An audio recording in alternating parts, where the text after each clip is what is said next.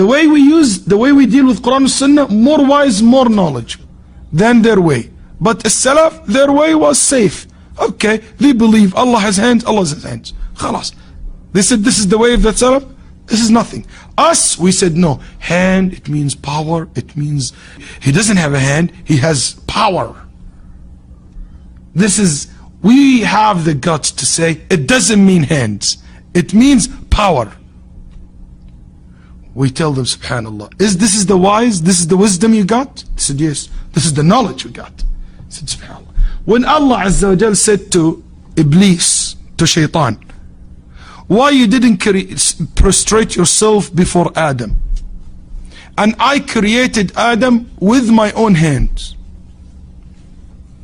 What hands here means? They said power. I said okay, so what's the point of God saying to Iblis, I created him with my hand? Yani what's the point that Allah wanna makes by saying that to Iblis? What do you think? What the points Allah was making when he said to Iblis, I created him with my hand? The point, you following me, sisters and brothers? The brothers here are kind of lost, I don't know about there. طيب. Or online. The point is Allah telling Iblis, he telling Shaitan, why you would not prostrate yourself before Adam, and he's better than you because I created him with my hand. He's different than you. If hands here means power, God would say, Shaitan would say to Allah, so what, I was created with your power too. And I was created with what? But as Shaitan knows that hands, it doesn't mean power. Hand, it means hands. Because Allah hands. And what is the wisdom to have? Allah have two powers? When Allah has right hand, said he took with his hand, it means he took with his power. When Allah said that this hand has fingers, it means the power has fingers.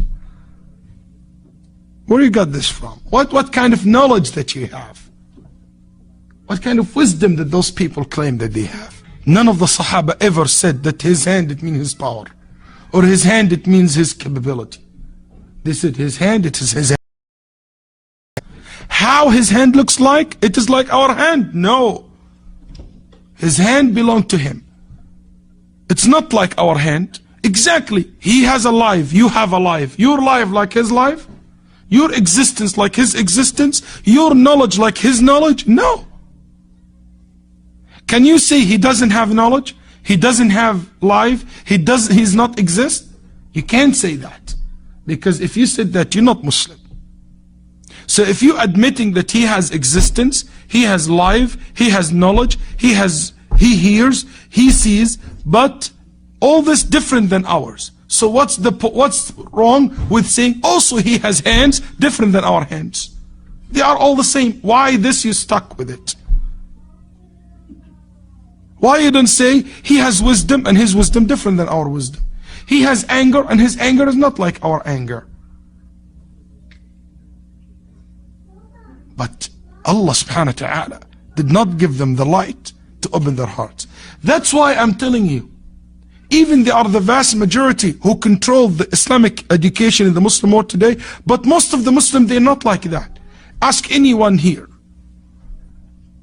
Ask, does Allah subhanahu wa ta'ala has mercy? He will say yes. Any Ash'ari, he doesn't believe that Allah has mercy. We never accept that. Or Allah Azza wa Jal has hand, or he's above his throne, or above the creation. That's something he will be so disgusted even to describe Allah with. A'udhu billah. Something not acceptable for them. Or has anger. No. You say, oh, Allah get angry at the kuffar. Yes. Any normal Muslims, he will say that. Any person, his education is, because sunnah is simple, but bid'ah is complicated. Anyway, also in that time, Sufis. सवाल जाकिर भाई से है کہ ہمارے یہاں اسلام کو ایک نیا شکل دیا گیا ہے، وہ تبلیغی جماعت کے نام سے مشہور ہے، جس میں مسلمان جو ہیں وہ 40 والے دن اپنے گھروں کو چھوڑ کر مسجدوں میں رہتے ہیں، اور پھر اس میں ایک ایسی کتاب پڑھی جاتی ہے جس کا قرآن و حدیث سے کوئی تعلق نہیں، جھوٹی حدیثیں اس میں بھری ہوتی ہیں، فضائل اعمال یا پھر تبلیغی نصاب کے نام سے وہ مشہور ہے۔ آپ اس کے بارے میں برائے مہربانی تھوڑا سا واضح کر دیں۔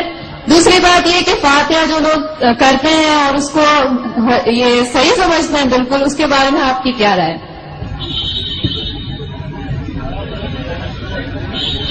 حالانکہ ایسے سوال کا جواب میں اکثر دیتا نہیں ہوں، کیونکہ میرا فن جو ہے وہ اسلام اور دیگر مذاہب، کیونکہ آخری سوال اور خواتین کی طرف سے ہے، لوگ یہ نہیں کہنا چاہتے خواتین کے سوالات کا جواب میں نہیں دے رہا ہوں۔ میں نے سوال پوچھا کہ تبلیغ جماعت جو ہے ایک جماعت ہے ہمارے مسلمانوں میں، ہندوستان میں خصوصاً، وہ تبلیغ نصاب پڑھتی ہے جس کے اندر حدیث مکسچر ہے۔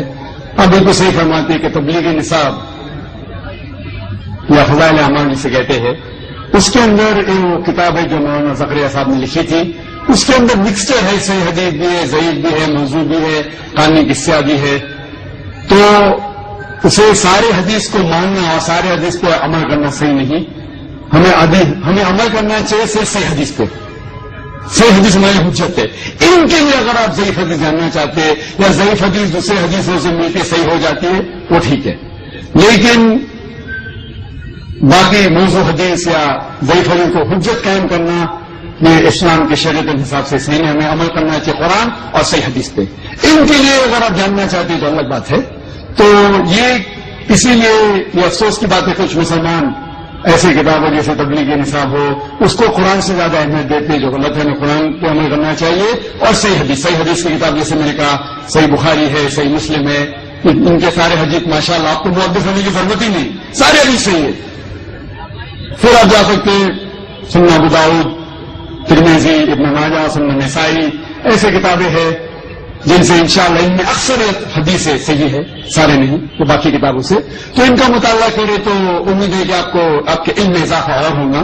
وہ جو لوگ کمپیریٹو ریلیجن کے ہیں اور تحقیق کرنے کی وجہ سے کوئی باقی کتاب پڑھنا چاہتے ہیں تو اس میں کوئی حرج نہیں ہے۔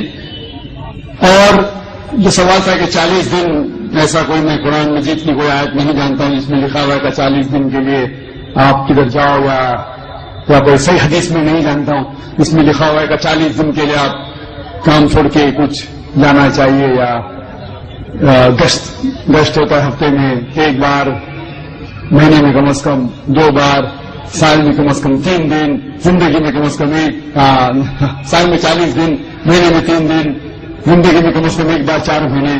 یہ سب چیز کچھ قرآن سے حدیث سے ثابت نہیں، قرآن سے حدیث ثابت نہیں، لیکن ہمیں ہمارے مسلمان بھائیوں سے پریم سے پیش آنا چاہیے۔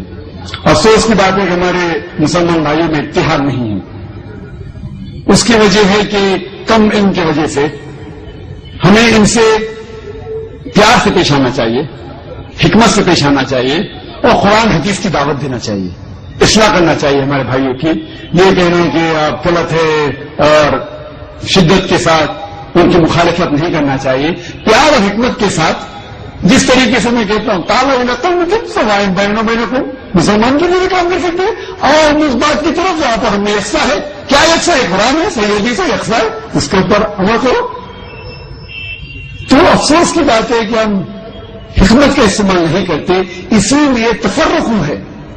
میں نے ایک تقریر دی تھی چنئی میں جنوری کے مہینے میں، یونٹی میں مسلم امہ، اسلام کی امت میں اتحاد، اور یہ تقریر انگریزی میں ہے جس میں نے فارمولہ دیا ہے کس طریقے سے قرآن اور صحیح حدیث کے اوپر عمل کریں گے تو انشاءاللہ سارے مسلمان اتحاد میں رہیں گے، ایک ہوں گے۔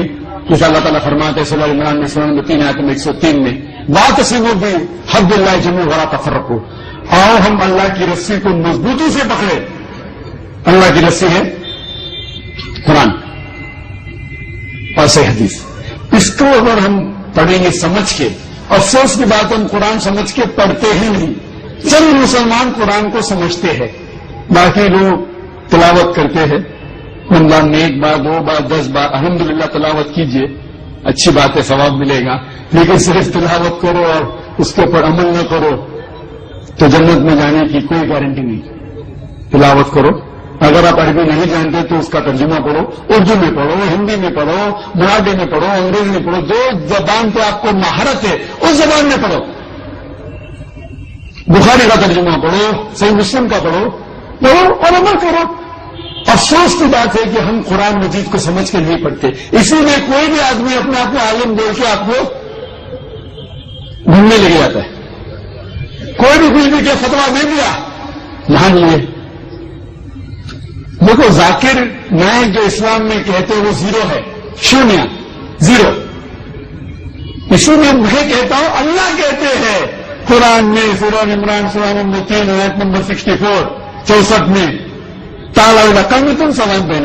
میں اگر کہوں گا تو اس کی اہمیت ہی کچھ نہیں. تو میں جو کہتا ہوں اسلام میں زیرو ہے. میں ہمیشہ قرآن حدیث, قرآن صحیح حدیث. تو جو بھی عالم کچھ بھی آپ سے کہتا ہے اس سے پوچھئے کوئی ہاتھ بڑھانا کن, آپ اپنا ثبوت پیش کرو. ان کو صادقین اگر آپ سچے ہیں تو قرآن مجید کی آیت سورہ بقرہ کی سورہ نمبر 2 آیت نمبر 111 میں کوئی ہاتھ بڑھانا کن ان کو تم صادقین. آپ اپنا ثبوت پیش کرو اگر آپ سچے ہیں. اگر آپ کے ثبوت پیش کریں گے تو اسلام میں ہر مسلمان کو 40 دن دینے کا, تو میں جاؤں گا بے شک. 4 مہینے دینے کا جاؤں گا بے شک. آپ نے پوچھا فاتحہ صحیح ہے کہ غلط ہے. سورہ فاتحہ پڑھنا اچھی بات ہے الحمدللہ, اس میں کیا بڑی بات ہے. لیکن آپ کا مین سوال ہے کہ کھانے پہ فاتحہ پڑھنا اور کسی شخص کے نام کے اوپر ذریعہ بنا کے کرنا. قرآن مجید میں کم از کم 4 جگہ کہا گیا ہے.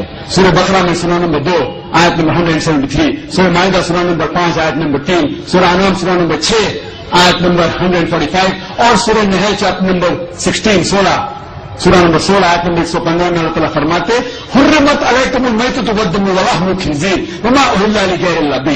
آپ کے لیے حرام ہے سور کا گوشت, خنزیر کا گوشت, مرا ہوا گوشت, خون, اور وہ کھانا جس کے اوپر اللہ کے علاوہ کسی اور کا نام لیا گیا.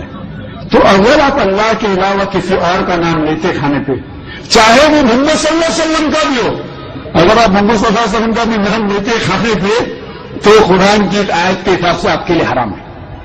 تو باقی کسی کے پیر یا لینے کا اجازت ہے نہیں. کہ میں نہیں کہہ رہا ہوں, آپ جیسے مت کہ میں ڈاکٹر ذاکر نائک کہتے ہیں کہ اللہ کے علاوہ کسی کا نام نہیں حرام ہے. میں کیا تو کچھ اس کی اہمیت بھی نہیں. آپ کہیے آپ کے سہیلی سے, آپ کے دوست سے کہ اللہ تعالیٰ فرماتے سورہ بقرہ میں سورہ نمبر 2 آیت نمبر 173, اللہ تعالیٰ فرماتے سورہ مائدہ میں سورہ نمبر 5 آیت نمبر 3, اللہ تعالیٰ فرماتے سورہ انعام سورہ نمبر 6 آیت نمبر 145, اللہ تعالیٰ فرماتے سورہ نحل سورہ نمبر 16 آیت نمبر 115. اگر یاد نہیں رکھ سکتے لکھیے.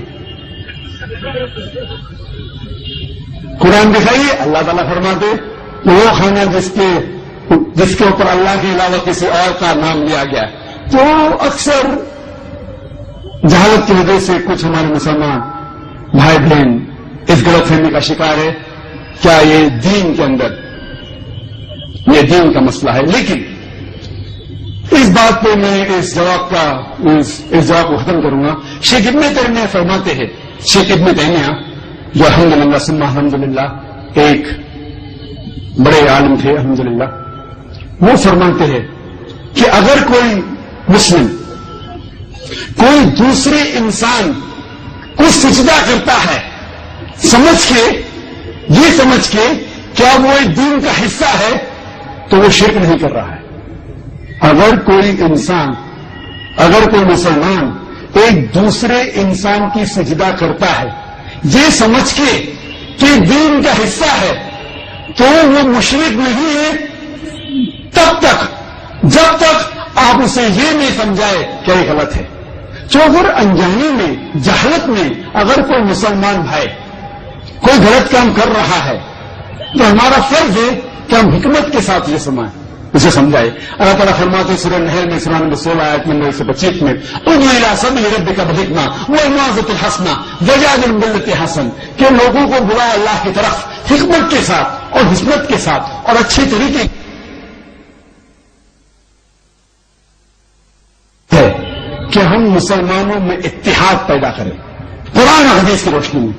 یہ شیخ ابن تیمیہ کا جو قول ہے تو ہمارا فرض ہے کہ ہم جو مسلمان بھائی انجانے میں جہالت میں کوئی غلط چیز کر رہے ہیں تو پیار سے سمجھائیے, حکمت سے سمجھائیے، قرآن کے ذریعے سمجھائیے، وہ آپس میں جھگڑا کرنے سے اختلاف بڑھیں گے اور ہم مسلمان اتحاد نہیں ہوں گے. تو میری گزارش ہے مسلمان بھائیوں سے اس سوال کے آخری جواب دیتے وقت کہ انشاءاللہ ہمارا فرض ہے کہ ہم قرآن کے اوپر چلے، صحیح حدیث پہ چلے، اس کے اوپر عمل کرے اور یہ پیغام مسلمانوں میں نہیں غیر مسلمان تک پھیلائے. وآخر دعوانا